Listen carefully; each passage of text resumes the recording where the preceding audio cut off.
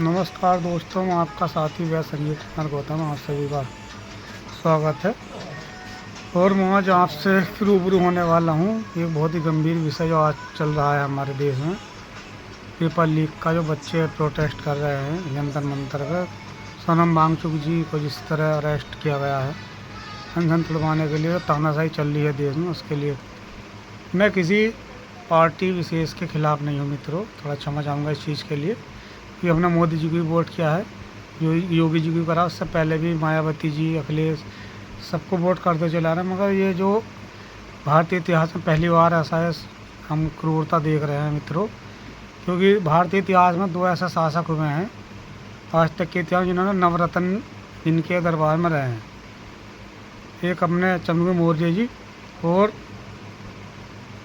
अकबर बादशाह, उनके नवरत्न थे। पर पता नहीं उन नवरत्नों के चक्कर में उन्होंने कभी आवाम को दुख नहीं पहुंचाया। और वे नवरत्न रहे थे जिन्होंने देश की बहुत सेवा की है, भारतवर्ष को आगे बढ़ाया है। रामचंद्र कोशिश करी है दोस्तों, आप सभी इतिहास जानते हैं। और पता नहीं मोदी जी कौन से नवरत्न रख रहे हैं अपने दरबार में, अपने मंत्रियों, पता नहीं धर्मेंद्र प्रधान ने क्या लगा है।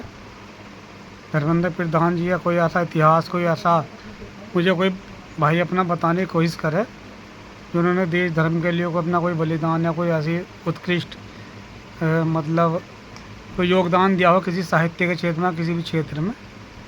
तो मैं दोस्तों ये कहना चाहूँगा, इस बात को समझो और तानाशाही सरकार मत चलाओ, क्योंकि समय बदलता है और देश धर्म सबसे ऊपर है, राष्ट्र धर्म सबसे ऊपर। मैं आज तक ये समझता चला हूँ, मानता भी हूँ, राष्ट्र धर्म से बढ़कर दुनिया में कोई धर्म नहीं। और भारत के इतिहास में अब तक हम देखते हैं, हमने कहीं कविता भी लिखी है, हम अपनी अपनी जाति को सर्वश्रेष्ठ समझने लगे हैं। चाहे वो जाट, गुज्जर, ब्राह्मण या मुस्लिम कोई भी हो, हम अपनी जाति को सर्वोपरि बताने के चक्कर में आज लगे हैं। ये बहुत गलत है। राष्ट्र धर्म सबसे सर्वोपरि धर्म है, चाहे हमारे धर्म ग्रंथों में भी मैंने आज तक यही पढ़ा है मित्रों। तो बहुत गलत हो चल रहा है आजकल देश के अंदर। अगर धर्मेंद्र प्रधान अपना इस्तीफा कर दे भी दें तो उससे क्या फ़र्क पड़ता है दोस्तों। हमारे देश में, हमारे भारतीय इतिहास में ये बहुत सुंदरता रही है। और हमारे ऐसे महापुरुष भी रहे हैं, ऐसे महानेता रहे हैं जिन्होंने अपने किसी अपनी बात के लिए या देश हित के लिए इस्तीफा भी दिया है। उसमें एक सबसे पहले नाम आता है बाबा साहब डॉक्टर भीमराव अम्बेडकर जी का। जब वे हिंदू कोड बिल पर चर्चा कर रहे थे संसद में या उस चीज़ को लिख रहे थे दोस्तों, उन्होंने उनकी बात नहीं मानी समझी हुई, उस चीज़ से इस्तीफा दिया है उन्होंने। और बहन मायावती जी इसका बहुत बड़ा उदाहरण है। और उनके अलावा भी बहुत सारे ऐसे राजनेता रहे हैं जिन्होंने इस्तीफा दिया है इस चीज़ के समझते सोचते हुए।